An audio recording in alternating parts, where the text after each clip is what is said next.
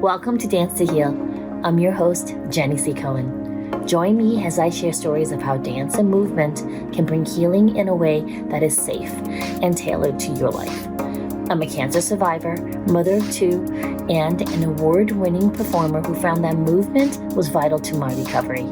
I created Dance to Heal Wellness and also authored the best-selling book, Outside in Recovery, Dancing My Way Back to Myself After Breast Cancer. I will bring new techniques to help you on your dance journey and healing path. Are you ready to move? Dance to Heal starts now. Sarah Alysse is a corporate stress management consultant that helps companies and individuals cultivate a low-stress environment so that their employees can be happier, healthier, and work productively. She's the CEO of Live Well Enhance You, LLC, and founder of the Soul System, which formed out of a need for her clients to find balance in their lives. She utilizes her BFA musical theater performance background to coach others how to be confident and understand the connection between the brain and body. And so without further ado, I am so excited that you are here today, Sarah. Thank you so much for coming. Oh my gosh, it's my pleasure. Thank you so much, Jenny, for having me. It means a lot. I'm still excited, audience, that Sarah's here today. If you're watching on YouTube, you'll see my face go blank, like I'm just so excited about this moment. All right, let's get back to business. Please just tell us about what this amazing soul system is. Yeah, so I decided to create a course that was essentially for people that were looking to improve their mental, their physical, and spiritual well-being. For many years, I had suffered from imposter syndrome and feeling like I'm not good enough, and all the things that happen, especially in your 20s. And as I was going like through my late 20s, my dad got really sick, and I really had to start asking myself, like, what do I need? Because I needed to handle everything with my dad, make sure my mom was doing okay, because she was the main caregiver. Mm-hmm. And so I had to take it upon myself to start asking myself hard questions. And that was the first idea of Lucian coming to light. And then over time, it's just developed into an all-encompassing program where you're enhancing your soulful mind, your soulful body, and your soulful spirit. I think that's pivotal these days. It used to be very much recently, I guess before the panini, I call the pandemic the panini, Sarah. Before that, right, there's this huge thing about mindset. And I saw a post on IG the other day that talked about how it has to be a combination of top down and bottom up, right? Because getting better over what's got us stuck isn't just a simple, I'm gonna fix it in your brain. There has to be a release through the body. Yep. Yeah. Will you take us through kind of like what happens? Let's say like me, Jenny, audience, I'm gonna take this for you. If I were to sign up and work with you, Sarah, what would we start with? Yeah. So I love starting with things that are tangible for people, because when I was little, like I was a dancer. I'm like you, like I love to move. I just love to be around people. I love to just kind of get in the thick of it. And that is how I learned best. So I started with a simple practice, which was finding your sanctuary space. And in this sanctuary space, you could do anything. Like you don't just have to meditate. That's the standard. You could create something, whether that is knitting a sweater or creating a masterpiece, paint beautiful production of a song, like whatever you wanted. Just have this space for you, and making it something in the corner of your room just so it's accessible, or maybe it has to be separated from everyone else. So that was the very first thing that I started doing with myself, was create a space where I could just chill, go to whenever I was feeling stressed. And if it wasn't accessible for me, like let's say I was traveling, I would create this mental oasis where I could like zone into a sacred spot where I could feel the sanctuary energy that I have at home, but with me when I travel too. That's an excellent point, Sarah. I find it's, even though it makes common sense, it's actually not often practiced that we as women or feminine identifying peoples, we don't give ourselves permission to have our own space, even in our heads. Mm-hmm. That's a new one. I mean, I just love that. Yeah. Yeah. Yeah, I mean, I have cats, so my space is owned by all my cats. Even if I want to Mm-hmm. hide, they're outside banging on the door, you know? I mean, what is a great way for someone to carve out that space? Let's say if you have small children or you're in a tight space. Some people that I work with have roommates. They really don't have that place for them. How would Yeah. one person go about that first step? Well, right now I'm in my baby room and it's also my workspace because I wanted this to be an outlet for me to play with the baby and also for her to experience what I do, as silly as that might sound. But in the corner of my room, there is a foam roller, a yoga mat. I have these books behind me that I can go to as resources, but at the bottom shelves, it's all like baby books. So I have essentially like made space for her, and there's dolls in the corner of the room, like from my childhood, that I'm Mhm. passing on to her. So I just wanted to find a space, even though it's going to be a crazy one with Babe. I still make sure that there's things that people know and that she'll know too. Oh, that's mommy's things, and just being able to share that with them and show them too. If you have kids at home, showing them what you're doing, they're going to probably be on board and want to join with you and do yoga. Your roommates, they might even want to journal with you on your cushion, your meditation cushion, if that's something you like to have in your little area. So there's so many ways to also get people on board with you. Oh, I love that. I love that. I mean, I'm a mom of 25-year-old twins, and I was the old school generation that wishes I had had this acknowledgement.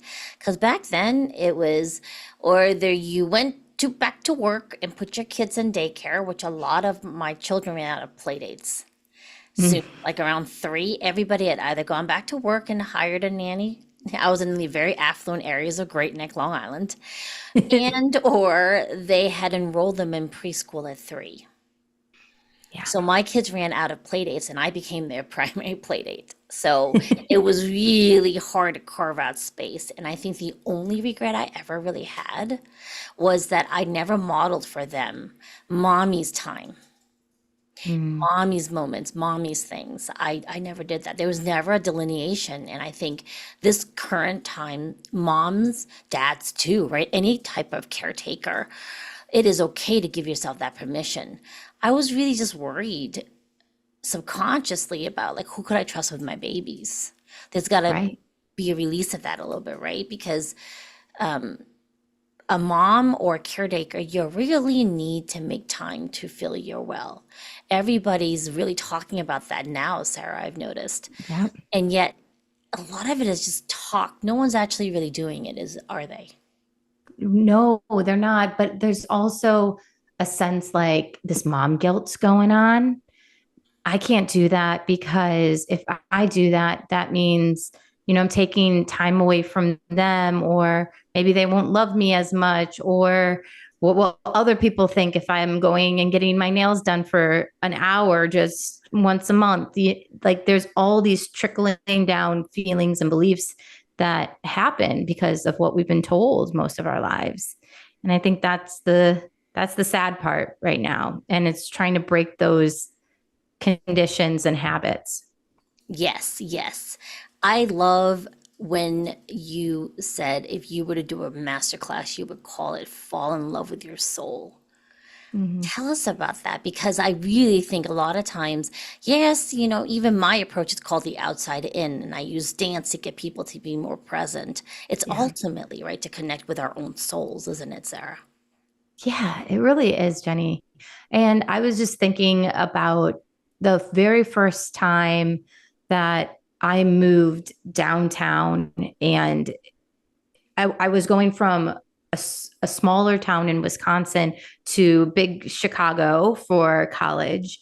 And when I was there, I was so insanely nervous because I didn't know anybody. This was out of my element. There were so many talented performers. And how was I going to stick out from the crowd? And all these ideas were popping in my head. And when I started to feel more comfortable in my skin, I started to kind of fall in love with the person I was becoming because I was taking more risks since I didn't know a lot of those people. I was being more myself because this was a new environment, and I wasn't afraid because everyone else was afraid. So we were all fearful of the same thing, and just experiencing something larger than what I was used to really made me start to fall in love with like who I was. And I think that was the first instance of identifying, okay, this my soul like needs a lot of love and self-care, and I have to be willing to tap in and ask it what's going on when I'm feeling a little off. Absolutely. That really definitely resonates in me. I grew up not really being allowed to focus as an individual. Mm-hmm. YouTube members, my YouTube audience, you can see I'm Asian presenting, right? But you would know that from my voice and my official Jenny C. Cohen name. I was raised very Asian, meaning, there's always community first before the individual. It's shifted now. It was not that way when I was a child. So I never had it modeled for me by my own mother. She was always throwing herself on the fire so everybody else could thrive because that's the way she was raised. She came from a family of 9 children. She was the fourth daughter, and she was expected to raise her 5 brothers. She didn't get to go to school until she left her farm and went to Taipei and earned a living to put herself through school. Wow. Yeah. So a lot of our audiences, we are wanting to acknowledge your different experiences with that. We come from different cultures, different backgrounds. It plays an integral part to even how audience you are hearing or seeing what Sarah and I are saying, if that makes any sense, right? Because Sarah and I, we know each other from an amazing mastermind. And one of our mentors talks a lot about being willing to be seen. And the Mm-hmm. thing is, like, I just had a client where I was doing an NLP thing with her for a few hours, and she said to me, I just don't want to be seen anymore. I'm talking. She's very popular in her work spaces, and by the time we were done with the session, it wasn't that she didn't want to be seen. She didn't feel it was trustworthy to be perceived. She felt judged. She felt like people didn't accept her for who she was. And I Mm-hmm. really love you your idea, Sarah, about falling in love with your soul, because some people, they just glow, right? There's a light inside of them that shines from the inside out.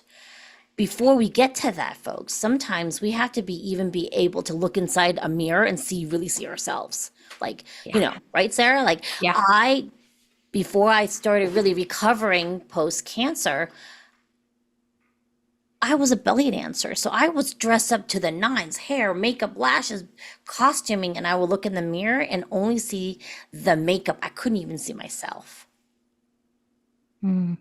right? And a lot of audience people and even people around us, Sarah, do they really see themselves when they look in the mirror? So interesting that you bring this up because I've been rereading The High Five Habit by Mel Robbins. Mhm. And something I was noticing was as I developed, as I had a baby grow within me, like I noticed that I had these developing thoughts brewing in my head. like all of a sudden you're not pretty, you're getting big, you've been a fitness professional, like you should still know what you're doing, like you shouldn't. There were horrible things that kept trickling in. So I had to go back to that high five book and kind of start giving myself more high fives and saying right afterwards, I love you, because my soul was saying, you really need to start hearing these positive affirmations again, because all of that's not true. And I do feel that sometimes we look in the mirror and we just like, we don't know who that person is anymore because we're always judging. So even if you're like ignoring your mirror, it's very important to go back and get in touch, see the person there, know that it's not just a pretty face. You're so much more than that. And that light that you were talking about inside will come out more frequently. I love that. I really love that. I think there needs to be way more many reminders that Yeah. we are more than the exterior shell, even though in every culture there is a reward for perception of beauty. That's just what it is. I Yeah. mean, I remember the old Seinfeld episodes when Elaine didn't know what to do about her friend who had what she called the ugly baby. That's right. The whole thing. Okay, so we've aged ourselves with this one. How there's just a comedian had a show where one of the characters, my wonderful audience, she had an acquaintance that had a baby that was just to her idea just not very pleasing to the eye, right? And then she had to make up lies about how she thought the baby was cute. And here's the thing, it's like the reality of it is we all have moments where we wouldn't want to look at ourselves. When I first wake up in the morning, and I'm wiping the drool off of my face and I don't have my eyelashes on, and I live in a very dry environment, so I got to put back my eye creams because my eyeballs have like dried up and shriveled in my head. We're not talking about those times to be perceived. I think when any person is coming from a centered place, meaning we've taken the time for self-care. Mm-hmm. We kind of know where we're coming from. Then it's really easy to be perceived because we know where we're coming from. Does that make sense? Like I Yeah. had done I have a membership in a speaking program where there is a personal development portion of it. And there was a situation that happened where when I shared it with my group, one of my members said, well, if you really meant it for charity, you wouldn't talk about it. And it was really interesting because I was like, Mm. oh, I wasn't telling you this for you to acknowledge what a great job I did. I was telling you this because I thought it would help our group. So it was really interesting, that perspective. Mm-hmm. That member was very deeply Christian, and that's a highly ingrained theory, way of life. Like if you do things for charity, you don't talk about it. And talk about it. Yeah. Yeah, yeah. And my thing is, even now, rest has a form of resistance. I talk about it. Mm. Yeah. You should. I mean, again, same school of thought, I guess, and everyone comes up with a different background and definitely should honor it. But also, hopefully, her perspective was open too. It you can lead a horse to water, you can't make it drink, right? And I'm not Yeah. equating that person to a horse. Yeah. Anyways, I digress. My point is just like if if I am not coming from a centered place, I will take umbrage at what other people say about what they perceive me to be. If I'm coming from a centered place, similar to my other client that I first brought up, she doesn't care what people perceives because she really Mm. knows where she's coming from. And I know for sure I did not model that for my kids when they were much younger. And I kind of wish I had done that. I was still finding myself. I didn't grow a backbone until I had babies. I used to get pushed around like by my mother-in-law and everybody else. But once I got pregnant and my babies came along, I suddenly found it really easy to set boundaries. Yeah. Is that funny how that works? I have a lot of clients. I feel like as soon as they have had a baby, they're like, you know what? No, this is, it's also, I think, like that whole like protective mother thing, and that gives you the courage to take those steps forward. Yes, yes. And being a mom isn't everything. I know there are a lot of people out in this world who prefer to be child free. Yeah. And I say thank you for saving your money. Kids are expensive. Never tell They you. are. Really, there should be a small print like, you're never going to go to the bathroom alone ever again. Like that child is with you until they move out. Like, it doesn't really matter what age. I do know though that it's been a wonderful time to be a parent at the same time. You've got to find audience, something that's going to motivate you to take care of yourself. Because, a lot of us, we start off in the new year. I'm going to go to the gym. I'm going to be eating healthy. And then by February, March, we've fallen off of that. Mm, My goal towards being more present only shifted because I had to do that to keep my child safe. hmm Right? What are some suggestions, Sarah, that we could give to our audience about how to be motivated for that? Motivated for the time, maybe like 4 months down the line after New Year's, or motivated as a parent. I just want to make sure then Yeah, I'm doubling back to doubling down. doubling down, doubling back to your whole approach when someone first works with you. Okay. Yeah, right. And the motivation to be consistent and finding time and space for self, which is totally Yeah. key. Sarah, I mean, like most of us are much more influenced by other people around us, the ads on social media, Yep. So how do we stay true to ourselves with that long term? Yeah. Well, as cheesy as it sounds, is like falling back in love with your soul again and asking yourselves the questions like what is my brain need? What does my body need? What does my soul need? And really not just on a superficial level, like, oh, I need to work out more because I want to feel better. Like, let's dig into the why you want to feel better. Is it so that you can get on the ground and play with your kids? Is it so that you have more energy to do your passion project? You know, understanding why you want to do the work is actually going to give you better results in the long run. So then you can make those habitual changes in your life and actually make them sustainable. Ooh, I'm sorry about that little ding from my email. That Oh, actually, I yeah. felt like it emphasized your point, Sarah. It did. It did. And I also want to reiterate, sometimes our goals will shift because we're growing and Mm-hmm. we want to give ourselves grace for that. I have an exercise that one of my energy mentors does once every few months where you're supposed to do this exercise, right? You write out your ideal day, right? And I remember, how do you do that? Like, I don't even know what to do. Every day is different for me because I'm a mom, blah, blah, blah, blah, right? And then, Exactly. right? That's where our head goes. Yeah. Hey, that's where it goes. And I noticed that my ideal day actually shifted when I was doing it regularly. It shifted to something completely different from what I started with 6 months later, a year later, a year and a half later.